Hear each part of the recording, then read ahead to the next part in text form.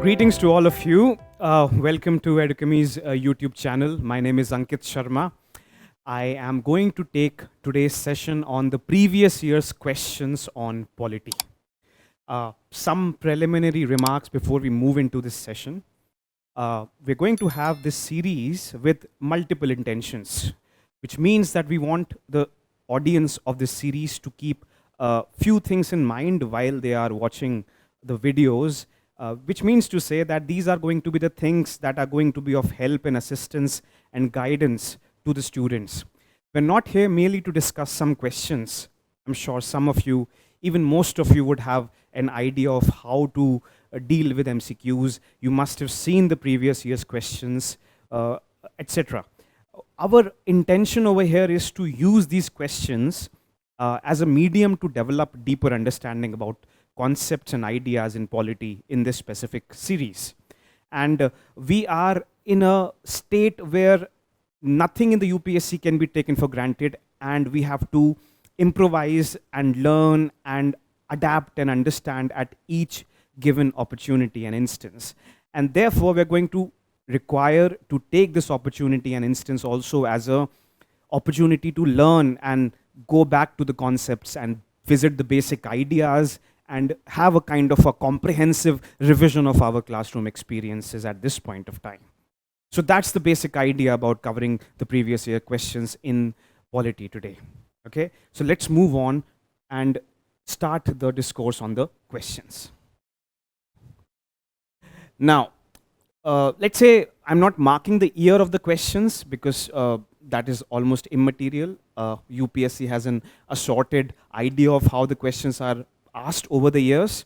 So we'll take these questions and not know when they're asked and try to understand the rationale behind the answering of the question and what is it that has to be learned from the focus or the clarity in which the question has been presented by the examiner. Okay, let's look at this one. For election to the Lok Sabha, nomination paper can be filed with A. anyone residing in India, B. a resident of the constituency from which the election is to be contested, C. any citizen of India whose name appears in the electoral roll of a constituency, or D. any citizen of India. Now at this point, you can please pause your videos and try to mark this answer and then resume playing the video. Okay, I think this is not a very difficult question to answer. You may have a bit of an understanding of why the answer which is correct, etc. But again, the idea is to use this question itself as a tool to develop deeper understanding and answer other questions. Now, the question talks about the election to the Lok Sabha and nomination paper can be filed by, right? So Lok Sabha is the election which is conducted every 5 years, and there is a large scale constituency formation which is participating in the Lok Sabha elections. The difference between a resident and a citizen. For instance, when it says anyone residing in India. So the example of a resident is that, let's say if Mr. X is born in Canada and Mr. X happens to be in India for at least 4 or 5 years for a business purpose or some other objective. But Mr. X does not gain the citizenship of India. Then Mr. X is supposed to be the resident of India. Now, as you know, that even residents have certain minimum rights and obligations under the Indian jurisdiction, which means to say that if you are here as a foreigner living or traveling or conducting business, still you should have certain basic minimum rights. Even some fundamental rights are available to residents. But residents by no means are citizens. Okay, so anyone residing in India is incorrect. If you are a foreign national and if you convert in Indian citizen, if you convert by the Citizenship Act into Indian citizenship, then you can have a nomination paper filed for the for competing in the Lok Sabha election. So A is incorrect. The real point about discussing this is the difference between a resident and a citizen. Okay, this is important throughout the Constitution because it talks about certain rights and duties for residents and others for citizens. B, a resident of the constituency from which the election is to be contested. Now, this is what talks about the domicile. What we mean by domicile is that you have to have residency in that particular constituency. Now, it is not fair to say that only when you are residing in a particular state, let's say I am a resident of Delhi, and because of my being virtue, because of the virtue of my being the resident of Delhi, only can I get to compete in the Lok Sabha elections from a Delhi seat. It sounds a little unfair because it means that it is blocked for those who are residents of that particular state only, which is in a way, curtailing the rights of every Indian to realize the pan-India phenomenon of settling anywhere, conducting business anywhere, which includes, by extension, ability to fight elections from anywhere one wants. Okay, so resident is not, that kind of, it doesn't sound fair. I'm just giving you the rationale of it. It is incorrect. See, any citizen of India whose name appears in the electoral roll of a constituency. Now, this is correct. Why? Because any citizen of India, which means that you have to be a citizen of India, okay? You have to be more than a resident, whose name appears in the electoral roll of a constituency. Now you can ask me the question that, what does it mean to have your name appear in the electoral roll of a constituency? It means that you are allowed to vote in that constituency. Let's say if I am from the constituency of Delhi, then I should be allowed to vote in that constituency. But then, one thing we understand clearly, that procuring a voter I card, which is your standardized enrollment into the electoral list of that constituency, is not very difficult. Which means to say that, let's say I am a person from Ghaziabad and I am living in New Delhi as a working professional. And if I'm living here, let's say for 1, 2, 3 years, and if I am renting an apartment over here, I can give that rent agreement as a proof of my residence, which can be converted into a state, into an electoral roll enlistment, and a voter I card can be issued to me. Okay, so it makes the pan-India phenomenon of contesting elections from anywhere you are slightly easier for all citizens of India. And that is the rationale which we have to locate while we are answering a question like this. Any citizen of India whose name appears in the electoral roll of a constituency is correct. It is not correct for any citizen of India. You indeed have to have some amount of presence in the constituency, which can be determined by procuring a voter ID card. So the correct answer over here is C. Again, reiterating our concepts. It's not only to get the right answer of the question, but to get a elaboration and elucidation upon the concepts surrounding it, so that we can answer something different using the same logic. Okay? So this is question. Out of the following statement, choose the one that brings out the principle underlying the cabinet form of government. Now the key word over here is cabinet form of government. Okay. You know what a cabinet form of government is, and what are the written provisions in the constitutions regarding the powers and duties and accountabilities of a cabinet form of government. The question asks, what brings out the principle?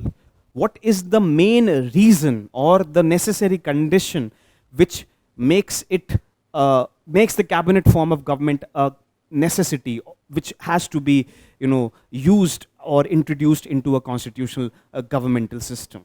A, an arrangement for minimizing criticism against the government whose responsibilities are complex and hard to carry out to the satisfaction of all. Now please bear this in mind very clearly.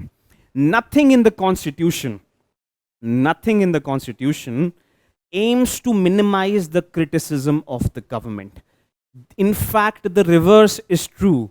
Everything in the Constitution can be interpreted in a manner in which it makes the criticism of the working day government more vocal. Okay, if you talk about judicial review, if you talk about freedom of speech and expression for media, if you talk about the legislative, the accountability of the executive to the legislature, it has to be understood as something which does not want to crush the critical voices. Okay, so and by criticism, I don't mean just unnecessary blame game or politics, but genuine policy criticism. So minimizing criticism can never be a part of the cabinet, right? In fact, if anything at all, it is the reverse, that cabinet is roundly criticized sometimes, as you can see in the media channels, in the House of Parliament, etc. It has a element of, criticism and critique and, asking questions, holding accountability, etc.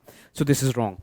A mechanism for speeding up the activities of the government whose responsibilities are increasing day by day. Yes, this is correct. One reason why you need a cabinet form of government is efficiency. Now, what is the reason around that? As you know that the government of India or the Union of India is divided into three organs conceptually under the separation of powers, which is the legislative, executive, and judiciary. Legislative takes a decision for a very fundamental theme. For instance, it takes a lot to get a bill passed by the parliament. But once the bill becomes a law, it becomes a fundamental reality of a polity. Okay, so it takes longer to execute things in a parliament, but once it is executed, it stays and sustains. But the problem with a legislative organ is the inefficiency, that it takes time, there is a lot of politics involved, and sometimes we miss the bus before we are able to solve the problem. For that reason only, one thinks about a cabinet, which means to say the executive, which has been empowered to take certain decisions and certain orders can be carried out on the will of the executive or the cabinet, which does not require the cumbersome procedural process or the political negotiation which are required in the legislature. So one important reason why cabinet form of government has been introduced as a part of the modern polity is efficiency, as is mentioned in option B. A mechanism for speeding up the activities of the government whose responsibilities are increasing day by day. Okay, operative word here being speeding up the activities of the government. Okay, imagine the kind of time it would take for anything to happen if everything had to go through the parliament or the judiciary. Okay, or the inefficiency or the problems that we're going to get stuck in. So if the vaccine policy had to be debated in the parliament and there were dissenting motions and all these kind of spectacular themes which we see often in the parliament, there would be a total lack of efficiency. Now, since the government's responsibilities are increasing day by day, cabinet form of government is the tool which provides efficient delivery and judgment on decision making. So this is correct. B. C. A mechanism of parliamentary democracy for ensuring collective responsibility of the government to the people. Now, yes, this statement is correct in and of itself, but it does not relate to the question. The question is not about the parliamentary form of government, but the cabinet form of government. So if it talks about the parliamentary form of government, which is a very frequently asked question in the civil services prelims examination, then this would be correct. A mechanism of parliamentary democracy for ensuring collective responsibility of the government to the people, which means to say that the executive is responsible to the legislature, which is a representation of people. So by extension of that logic, this holds correct in and of itself, but not in correlation to the statement given over here.